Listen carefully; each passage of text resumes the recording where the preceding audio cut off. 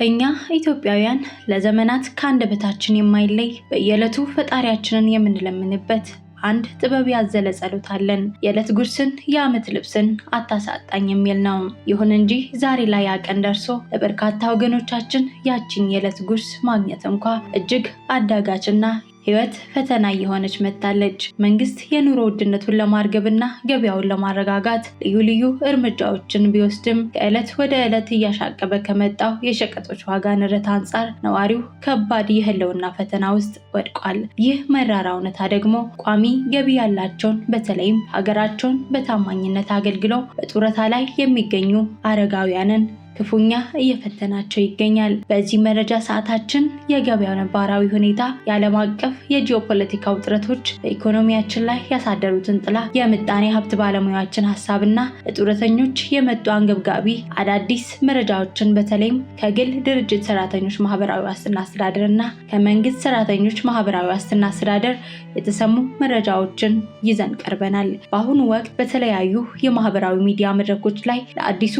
የ2019 በጀት ዓመት ተጨማሪ አዲስ የጡረታና የደሞዝ ጭማሪ ጥናት ቀርቧል የሚሉ ወሬዎች በስፋት እየተሰማ ይገኛል። በዚህም ጉዳይ በባለፈው መረጃ ሰዓታችን አጋርተናችሁ ነበር። ብዙዎቻችሁም ይህ መረጃ እውነት ነው ወይስ ውሸት በማለት በተደጋጋሚ ጊዜ ጠይቃችሁናል። እውነታው ግን ምንድን ነው? ሰላም ጤና ይስጥልን፣ እንደምን ቆያችሁን? ዛሬም ስለ ጡረተኞች የምንነግራችሁ ጉዳይ አለን።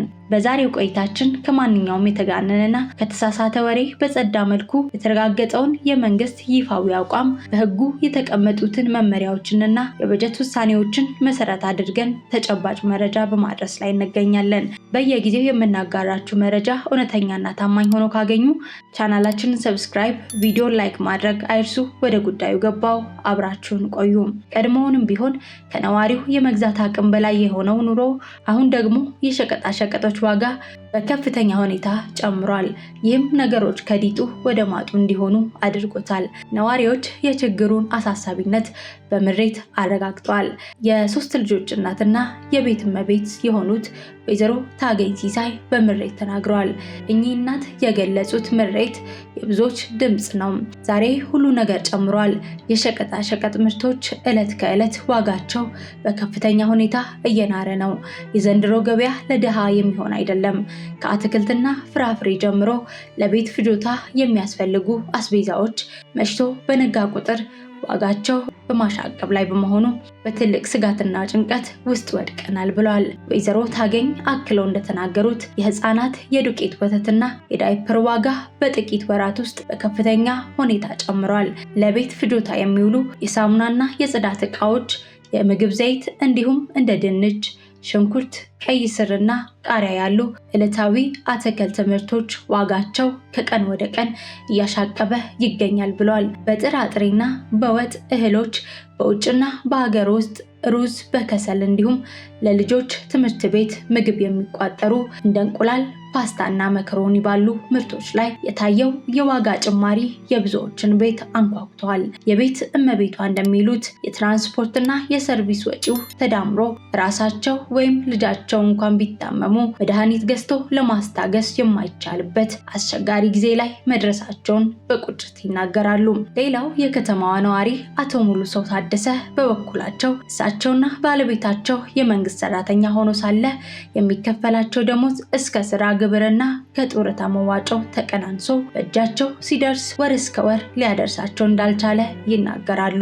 አዲስ አበባ ላይ ቤተሰብ ይዞ የቤት ኪራይ፣ የማብራት፣ የውሃና የልጆች ትምህርት ቤት ክፍያ ተሸክሞ መኖር ከባድ ፈተና እንደሆነባቸውና መንግስት ያደረገው የደሞዝ ጭማሪ ከቁጥር ያለፈ በህይወታቸው ላይ ያመጣው አዎንታዊ ለውጥ እንደሌለ ይገልጻሉ። በከተማዋ ባሉ የጽዳት ዕቃዎችና የኮንስትራክሽን ግብአቶች ማለትም በሲሚንቶ፣ በጂፕሰም፣ በብረት፣ በሲራሚክና በመታጠቢያ ቤቶች ላይም ዋጋቸው በከፍተኛ ሁኔታ መጨመሩንና ገበያው ላይ የእጥረት ምልክቶች መታየታቸውን ባለሙያዎች አረጋግጠዋል። ለመሆኑ የዚህ ሁሉ የዋጋ ንረትና የኑሮ ውድነት መንስኤው ምንድነው? ችግሩ የሀገር ውስጥ ውስብስብ ሁኔታዎች ውጤት ብቻ ነው ወይስ የዓለም አቀፍ ክስተቶች ተጽዕኖ? በየጊዜው እየጨመረ የመጣው የነዳጅና የትራንስፖርት ዋጋ ላይ ተጨማሪ ጫና የፈጠረው እንደ ምክንያት ቢቀመጥ በመካከለኛው ምስራቅ እያጋጠመ ያለው ጦርነትና የጂኦፖለቲካ ውጥረት አንዱ ነው። ይህ ክስተት ዓለም አቀፍ የነዳጅ ገበያዎችን በእጅጉ ያወከ ሲሆን እንደ ኢትዮጵያ ያሉ በማደግ ላይ የሚገኙ ሀገሮችን ደግሞ ይበልጥ ፈትነዋቸዋል። የኢትዮጵያ ሸማቾች መብት ተሟጋች ድርጅት ባወጣው አስቸኳይ መግለጫ እየታየ ያለው የዋጋ ጭማሪ እጅግ አሳሳቢ፣ አስጊ ደረጃ ላይ መድረሱን ጠቁመዋል። ድርጅቱ እንዳመለከተው የዓለም አቀፍ የነዳጅ ገበያ መዛባት የምርትና የትራንስፖርት ወጪዎችን በማናር እንደ ጤፍ፣ ስንዴና የምግብ ዘይት ያሉ መሰረታዊ ሸቀጣሸቀጦችን ዋጋ በከፍተኛ ሁኔታ እንዲያሻቅብ አድርጎታል። ይህ ደግሞ አነስተኛና መካከለኛ ገበያ ያላቸውን ቤተሰቦች የመግዛት አቅም ያዳከመ ከመሆኑም በላይ ቀድሞውንም ዝቅተኛ ገበያ ያላቸውን የጡረተኛውን ሕይወት በይበልጥ ጎድቶታል። ታዋቂው የምጣኔ ሀብት ባለሙያ ዶክተር ቆስጠንጢኖስ በርሄ ለጉዳዩ የሰጡትን ጥልቅ ትንታኔ ስንመለከት የችግሩን ስር የሰደደ መስመር እንረዳለን። እንደ ባለሙያው ገለጻ አብዛኛዎቹ የምግብ የሸቀጣሸቀጥና የኮንስትራክሽን ግብዓቶች በውጭ ምንዛሬ ወደ ሀገር ውስጥ የሚገቡ በመሆናቸው የኢትዮጵያ ብር ከውጭ ምንዛሬዎች አንጻር ዋጋው በመዳከሙ ምክንያት የዋጋ ንረቱ ሊከሰት ችሏል ይላሉ። ከ10 ዓመታት ወዲህ ያለው የዋጋ ግሽበት ከ450 በመቶ በላይ ከፍ ማለቱን የሚናገሩት ዶክተር ቆስጠንጢኖስ የሰው ገቢ ግን ከዚህ ጋር ተጣጥሞ አለማደጉ ችግሩን የከፋ አድርጎታልም ይላሉ። ባለሙያው አክሎ እንደሚያስረዱት ያሉት የድጎማዎች መነሳትና ከአይኤምኤፍ ጋር የተደረገ ድርድር ሀገሪቱ ከምታገኝበት የኢኮኖሚ አጣብቂኝ እንድትወጣና የዓለም አቀፍ ተቋማት ድጋፍ እንድታገኝ በሚል የኢኮኖሚ ማስተካከያዎች የተደረጉ ድጎማዎች እንዲነሱ እየተደረገ ነው። ይህም የመንግስትን በህዝብ ፍላጎትና በኢኮኖሚ ማረጋጋት መካከል አጣብቂኝ ውስጥ ከቶታል። የኮቪድ-19 ወረርሽኝ፣ የሩሲያና ዩክሬን ጦርነት፣ የመካከለኛው ምስራቅ ውጥረትና በሀገር ውስጥ ያሉ ግጭቶች የአምራች አካባቢዎችን ምርታማነት በመቀነስ ለዋጋ ንረቱ ትልቅ ምክንያት ሆነዋል። ሙስና፣ ህገወጥ የገንዘብ ዝውውርና ኮንትሮባንድ ለሀገሪቱ ፈተና የሆኑ ጉዳዮች ናቸው። በቅርቡ በመዳበሪያ ላይ የተፈጸሙ የቢሊዮን ብር ዝርፊያ በየዓመቱ በህገወጥ መንገድ የሚሸሸው በቢሊዮን ዶላር የሚቆጠር ገንዘብ እንዲሁም የቁም ከብት፣ ጫትና ቡና ኮንትሮባንድ ሀገሪቱን ከፍተኛ ገቢ ያሳጣት ይገኛል። ዶክተር ቆስጠንጢኖስ እንደሚሉት መንግስት ድጎማዎችን ከማንሳት ይልቅ የዜጎችን ገቢ የሚያሻሽልበትን መንገድ መፈለግ አለበት። ከምንም በላይ ደግሞ ለጡረተኞች ልዩ የገቢ ጭማሪና ድጎማ ማድረጉ ቅድሚያ የሚሰጠው ጉዳይ ሊሆን ይገባል ሲሉ ይመክራሉ። ይህ በእንዲህ እንዳለ የግል ድርጅት ሰራተኞች ማህበራዊ ዋስትና አስተዳደር የአዲስ አበባ ዲስትሪክት የአምስቱን ቅርንጫፍ ጽህፈት ቤት ሰራተኞች በተገኙበት የሱፐርቪዥን የግምገማና የቀጣይ በጀት ዓመት እቅድ ውይይት አካሂደዋል። የአስተዳደር ዋና ስራ አስፈጻሚ አቶ አባተ ምትኩ እንደገለጹት ግምገማው የተደረገው ባለሙያዎች በቀጣይ በጀት ዓመት ደንበኞችን በተለይም ጡረተኞችን በክብርና በፍቅር ማገልገል እንዳለባቸው ለማሳሰብና አፈጻጸሙን ለማጠናከር ነው ብለዋል። በ2019 በጀት ዓመት 15.5 ቢሊዮን ብር የጡረታ መዋጮው ለመሰብሰብ 9054 ድርጅቶችንና 56000 በላይ አዳዲስ አባል ሰራተኞችን ለመመዝገብ እንዲሁም ለ1160 አዲስ ጡረተኞች አበል ወስነው ለመክፈል ማቀዱ ተገልጿል። ሁለተኛው መረጃ ከኢፌዴሪ የመንግስት ሰራተኞች ማህበራዊ ዋስትና አስተዳደር ለጡረታ ባለመብቶች የተላለፈው የአስቸኳይ ጥሪ መልእክት ነው። የ2019 በጀት ዓመት የጡረታ መታወቂያ እድሳት ከሐምሌ 1 ቀን 2018 ዓ.ም ጀምሮ እየተከናወነ ይገኛል። ይህ ወሳኝ እድሳት አገልግሎት እስከ መስከረም 30 ቀን 2019 ዓ.ም ድረስ የሚቆይ በመሆኑ የተከበራችሁ የሀገር ባለውለታ የጡረታ ባለመብቶች በተቀመጠው የጊዜ ገደብ ውስጥ በአቅራቢያችሁ በሚገኙ የአስተዳደሩ ጽህፈት ቤቶች ወይም በተዘጋጁ የእድሳት ማዕከላት በአካል በመገኘት መታወቂያችሁን እንድታሳድሱ አስተዳደሩ በአክብሮት ያሳስባል ሲል ጥሪውን አስተላልፏል። ተጨማሪ መረጃ ካስፈለጉት በአስተዳደሩ የነፃ ስልክ መስመር 8926 ላይ ደውለው መጠየቅ ይችላሉ። ኑሮን መቋቋም ያቃታቸው ጡረተኞች ድምፅ ከወትሮም ጊዜ በላይ ከፍ ብሏል። እውነታው ግን ግልጽ ነው። ያለው የኑሮ ውድነት ሁሉንም የማህበረሰብ ክፍል በተለይም ሀገራቸውን ያገለገሉ ጡረተኞችን አቅም እየፈተነ ይገኛል። በሚሊዮኖች የሚቆጠሩ የመንግስትና የግል ድርጅት ሰራተኞችን በቀጥታ የሚነካ በሀገራችን ሕግና አዋጅ የሚመለከት በአሁኑ ወቅት በተለያዩ የማህበራዊ ሚዲያ መድረኮች ላይ ለአዲሱ የ2019 በጀት ዓመት ተጨማሪ አዲስ የጡረታና የደሞዝ ጭማሪ ጥናት ቀርቧል የሚሉ ወሬዎች በስፋት እየተሰማ ይገኛል። በዚህም ጉዳይ በባለፈው መረጃ ሰዓታችን አጋርተናችሁ ነበር። ብዙዎቻችሁ ይህ መረጃ እውነት ነው ወይስ ውሸት በማለት በተደጋጋሚ ጊዜ ጠይቃችሁናል። እውነታው ግን መንግስት በያዘው የ2019 በጀት ዓመት አዲስ የጡረታ አበል ደሞዝ ጭማሪ ያደርጋል። አሁንም እስከ መጨረሻው ከተከታተላችሁ ይህ ቪዲዮ መልስ ይኖረዋል። እንዲሁም የደሞዝተኛ የኑሮ ጫና ለመቀነስ በባለፈው የቀረበውን አዲስ የታክስ ቅነሳ ጥሪ እንመልከት።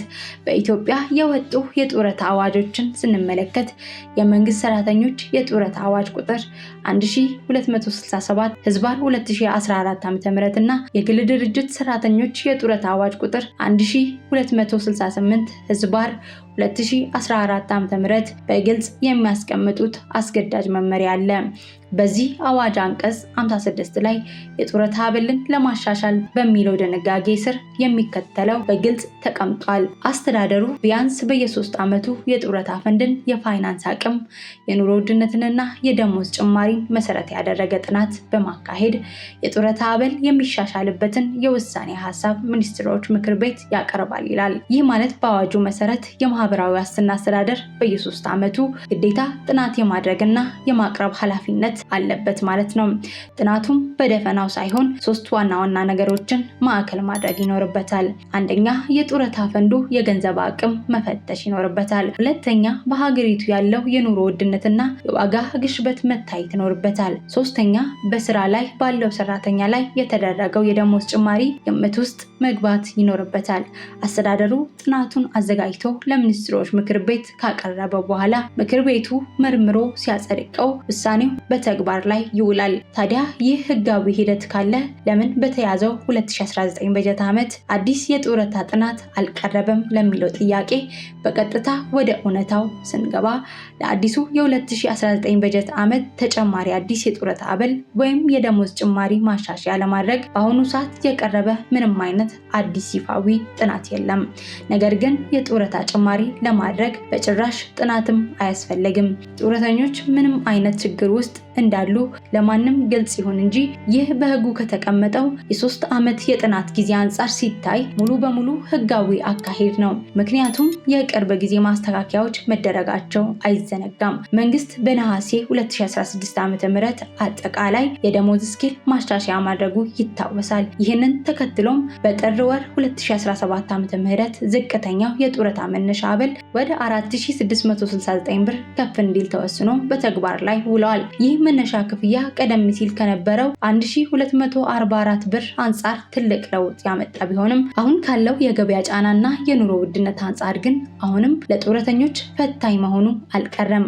በአዲስ የ2019 የመንግስት በጀት ውይይት ወቅት የህዝብ ተወካዮች ምክር ቤት አባላት የደሞዝና የጡረታ ማሻሻያ ጥያቄዎችን በስፋት አንስተው ነበር። ይሁን እንጂ የመንግስት ምላሽ ግልጽ ነበረ። በአሁኑ ወቅት ቅድሚያ የሚሰጠው የሀገሪቱ የፋይናንስ አቅም አመጣጠንና የዋጋ ግሽበትን መቆጣጠር ላይ መሆኑ ተገልጿል። ሌላ ተጨማሪ የገንዘብ ጭማሪ በአጭር ጊዜ ማድረግ የገበያውን መረጋጋት ይበልጥ ሊያናጋው ስለሚችል አሁን ላይ አዲስ ጥናት አልቀረበም ይላሉ። ነገር ግን እውነታው ይህ ብቻ አይደለም። ምንም እንኳ አሁን ላይ አዲስ ጥናት ባይኖርም ካለው የኑሮ ውድነት አንጻር የጡረታ ጭማሪ መደረጉ ግን ፍጹም አይቀሬ ነው። የጡረታ አበል ጭማሪን በተመለከተ ለጡረተኞች መልካምና ተስፋ ሰጪ ነገር በመንግስት በኩል እንዳለ ይታወቃል። መንግስት የደረጃ በደረጃ አሰራርን ተከትሎ በተለይም ዝቅተኛ ተከፋዮችን በመደገፍ ረገድ በአጠቃላይ በመንግስት በኩል የጡረታ አበል ጭማሪ የማድረግ ሰፊ ዝግጅትና እቅድ እንዳለ ይናገራል። በሌላ በኩል ተጨማሪ የደሞዝም ሆነ የጡረታ ጭማሪ የሚጠናበትና በሚዘጋጅበት በዚህ 2019 በጀት ዓመት የደሞዝተኛውን እና የጡረተኛውን ማህበረሰብ የኑሮ ጫና በአስቸኳይ ለማቃለል ሌላ አማራጭ መፍትሄ በስፋት እየቀረቡ ይገኛሉ። በ2019 በጀት ዓመት 15.5 ቢሊዮን ብር የጡረታ መዋጮ ለመሰብሰብ 9054 ድርጅቶችና ከ57000 በላይ አዳዲስ አባል ሰራተኞች ለመመዝገብ እንዲሁም ለ1160 አዲስ ጡረተኞች አበል ወስኖ ለመክፈል ማቀዱ ተገልጿል። እንግዲህ ደጋግመን የምንናገረው ኑሮን መቋቋም ያቃታቸው የጡረተኞች ድምጽ ከወትሮም ጊዜ በላይ ከፍ ብሏል። እውነታው ግልጽ ነው። ያለው የኑሮ ውድነት ሁሉንም የማህበረሰብ ክፍል በተለይም ሀገራቸውን ያገለገሉ ጡረተኞችን አቅም እየፈተነ ይገኛል። መንግስት የገበያ መረጋጋት ስራዎችን አጠናክሮ ከመቀጠል ባለፈ ለጡረተኞችና አነስተኛ ገቢ ላላቸው ዜጎች ዘላቂ መፍትሄ በሮችን ይከፍታል ብለን ተስፋ እናደርጋለን። ውድና የተከበራችሁ ተከታታዮቻችን እናንተስ በጡረተኞች አኗኗር ላይ ምን አይነት አስተያየት አላችሁ? መንግስት ለጡረተኞች ምን አይነት እርምጃ መውሰድ አለበት ብላችሁ ታስባላችሁ? ሀሳባችሁንና አስተያየታችሁን ከታች በኮሜንት መስጫ ላይ ይጻፉልን።